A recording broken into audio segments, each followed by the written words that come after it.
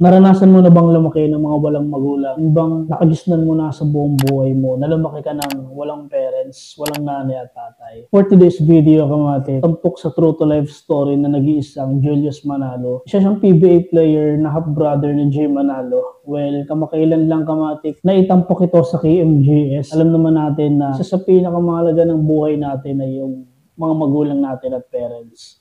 Marahil marami sa ating mga kababayan ang lumaki ng walang mga magulang, walang parents. Ako naman kahit paano, pinalad pa rin naman na magkaroon ng parents sa kasamaang palad, kamatik, dahil maagang nawala ang nanay ko since 2010 sa loob ng mahabang panahon. Napakabata pa namin yun. Halos maaga ako naging broken family, sobrang hirap. Pag-usapan natin na naging buhay ni Julius Manalo, yun, gusto ko siyang gawa ng reaction videos, kamatik, dahil kamakailan nga nag-viral sa lahat ng social media ang kanyang kwento ng buhay na kung saan sa loob ng 31 years, kamatik, hindi niya nakasama ang kanyang mga magulang. Nakagisnan niya sa buong buhay niya na lumaki siyang walang nanay. Yun, nakakalungkot lang dahil sa loob ng ilang taon mula nung mailuwal siya rito sa mundong ito, kamatik, nakagisnan niya na sa buong buhay niya na pagising niya sa umaga, wala siyang nanay. Pagising niya sa umaga, walang mag-aasikaso sa kanya. Yung tipong iiyak siya, wala siyang matatakbuhan. Sobrang hirap, kamatik. Biruin yun. Sa naging buhay ni Julius Manalo, kamatik, sobrang hirap dahil grabe yung pinagdaanan niya sa ilang dekada. Biruin niyo yung, kamatik, walang sino mang tao ang maghihintay at hanapin ang kanyang parents sa loob ng 31 years, kamatik. Sobrang hirap nun. Siguro nga, yun bang isang linggo pa lang, yun nga lang isang linggo lang mawalang mga, yun nga isang linggo lang mawala yung mga magulang natin, hinahanap na natin, di ba? Yung kalinga ng isang ina, sobrang hirap nun, kamatik. Dahil sobra akong tinamaan at nakarelate sa kwento ng buhay ni Julius Manalo, kamatik. Kayo ba, kamatik, nakarelate ba kayo sa kwento ng buhay ni Julius Manalo? Well, kung nakarelate ka sa video niya sa kwento ng buhay niya, na nawalay ang kanyang ina sa loob ng 31 years. Kung nakarelate ka sa kwento ng buhay niya, kamatik, gusto kong marinig ang opinion mo tungkol dito sa video ito. Mag-comment ka lang sa baba ng hashtag Michael0.2. So yun, balik tayo sa kwento. Ikaw, kamatik, alam ko marami sa ating mga kababayan, lalo na sa mga nanonood sa akin, grabe yung pain at sobrang sakit nun. Yung tipong halos mabaliw-baliw siya sa kakahanap para lang makita ang kanyang nanay.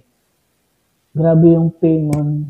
Halos, nung una ko itong makita sa Facebook, dumalang sa newsfeed ko, halos parang binaliwala ko lang.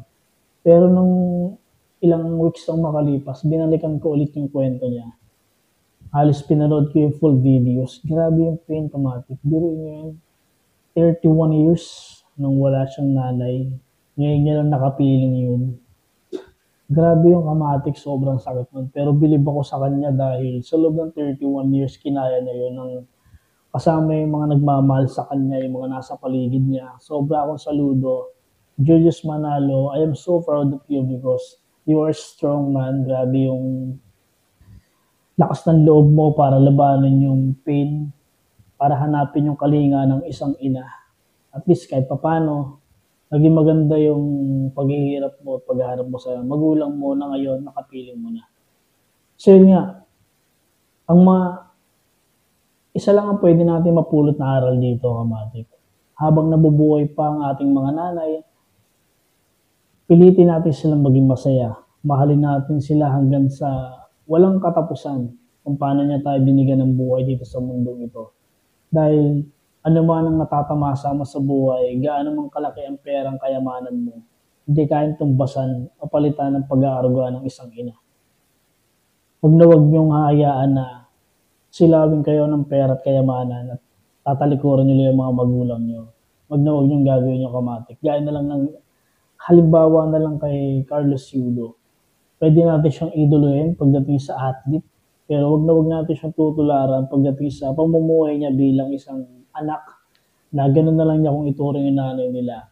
Hanggang nabubuhay pa ang mga nanay niyo, kamatik, mahalin niyo sila, walang sawang pagmamahal, gaano mang kasama ang ginagawa sa inyo. Tandaan nyo, bali-balita rin naman ng mundo, nanay nyo pa rin yan dahil minsan na rin ako nawala ng isang ina, sobrang hirap. Siguro yung tatay kaya pang palitan, pero yung ina, never yung papalitan sa buong buhay mo yan dahil siya rin ang naging dahilan at kasangkapan ng Diyos para magkaroon ka ng buhay dito sa mundo ito. Kaya wag nyo nga hayaan na pag dumating ang araw na meron na kayo napapatunayan sa buhay nyo, wag yung tatalikuran ng mga magulang nyo dahil the end of the days, nanay nyo pa rin ang una yung tatakbuhan pag may problema kayo. Isa yun sa pinakamagandang aral na matututunan natin dito, kamatik. So yun na nga.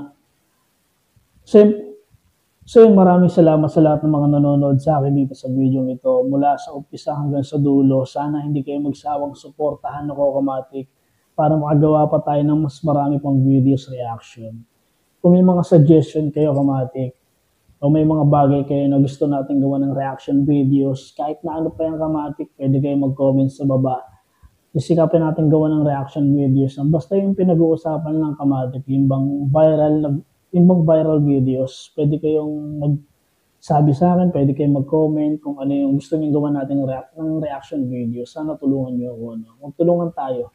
Hindi lang naman para sa sarili ko to, kundi para sa mga kababayan din natin na makapagbigay rin tayo ng updates tungkol sa mga nangyayari sa paligid natin.